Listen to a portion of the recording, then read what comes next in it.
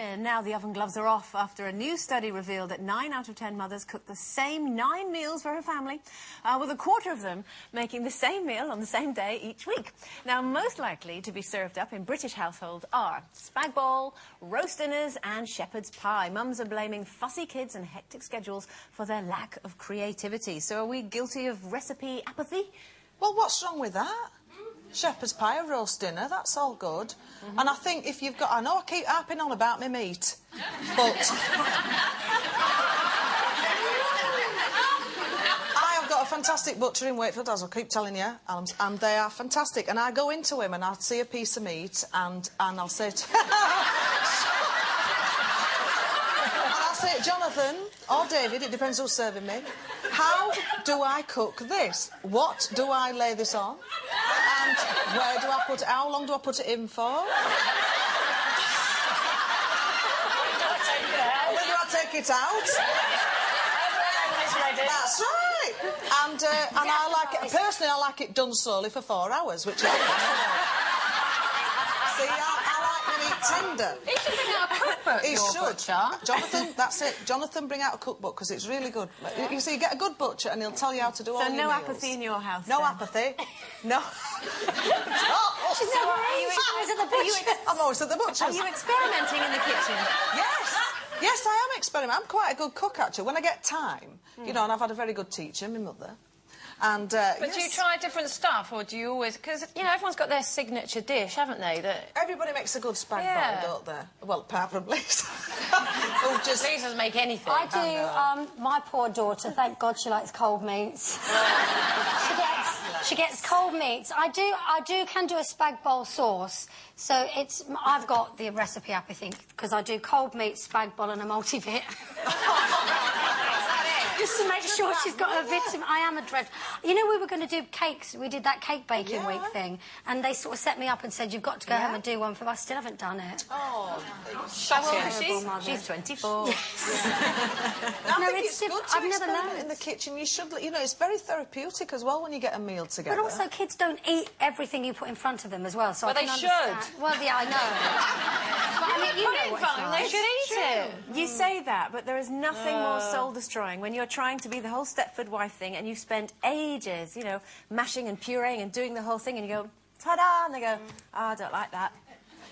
It's soul-destroying. Yeah. Well, no, it is. What do you make the kids What then? do I do? Oh, well, I was thinking about this, actually. Every Saturday we make pancakes, and that's kind of our little thing. That's really easy, you know, you just chuck all that together. And I let them help stir and all that sort of thing. I do a lot... You don't like pancakes? Every Saturday, you do, that's like the Waltons or something to me. That's it. Oh, no, they love it. They always come bouncing in, going, you know... And I must try. Do you put fillings in them, or is it just sugar on top, or...? Oh, no, just a bit of maple syrup on top. But, you know, and Finley's getting to an age now where I now try and get him to help. If they're starting to really get on my nerves, I say, right, you're going to help now. So, you know, I made macaroni cheese the other day and I let him pour the cheese sauce on and mix in, and I had Amy with a big rolling pin and a bowl, plastic bowl, mashing up some cornflakes, because somebody told me if you put that on top of the macaroni cheese, it makes it a bit more interesting. Now, they still hated it when I presented it to them, but it kept them quiet for a good hour. I do that, and then I go out. I think if you've got to cook every night, you know, if you have got a family, then I think it's, you know, maybe it is quite sensible, because you don't have to keep writing out new shopping lists, because you just buy the same things every week, and it's all there, and it's all sorted, isn't it? So it's easy if you haven't got the time. I do think it's a little bit lazy, but... What do you do with your little one? My little one. Oh, my little one. Well, I don't cook very often either, but... you know, I just think when I'm at home, I can't be bothered to be creative with cooking, because it can never be as good as when you eat out. So, you know, we probably do eat out 2 or 3 times a week, and when we do eat at home, my favourite dish, or this thing that I like cooking, is roast chicken. But that's all I cook, roast chicken. You don't veg gravy? No, we have roast chicken with a big French stick and some salad and some chilli oil, and that's you make it. a chicken sandwich?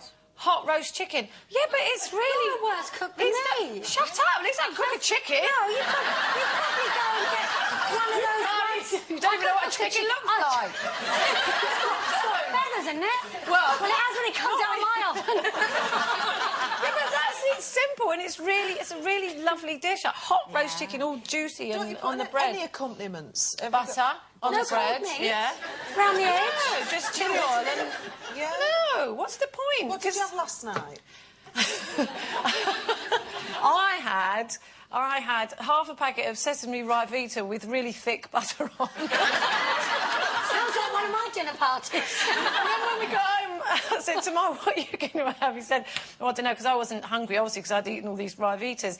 And then he said, oh, I'm going to make myself some noodles. So he made some noodles in a big bowl of soup. He said, do you want anything? I said, no, I'm not hungry. And then ate all his noodles. So poor Mark didn't get anything. Oh, bless him. You're hungry and cross at school today. Yes, I know he will.